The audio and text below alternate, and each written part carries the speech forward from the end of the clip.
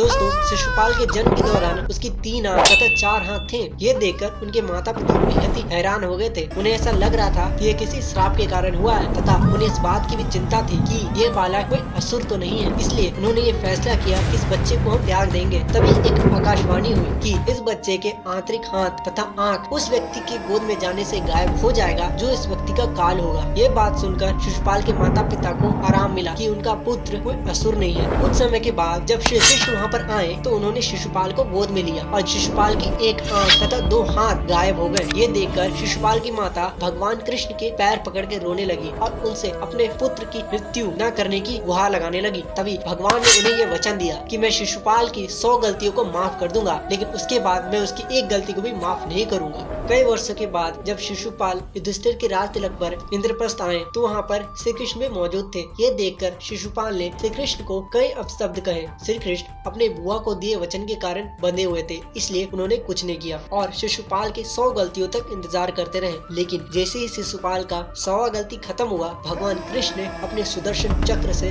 शिशुपाल के सर को धड़ से अलग कर दिया और पूरी राज्यसभा इस दृश्य को देखते रही। और यही वह समय था जब द्रौपदी ने अपने साड़ी के पल्लू को फाड़कर भगवान श्री कृष्ण की कटी हुई उंगली को बांधा था। और उस समय भगवान श्री कृष्ण ने उन्हें ये वचन दिया था कि इसका ऋण मैं तुम्हें जरूर चुकाऊंगा।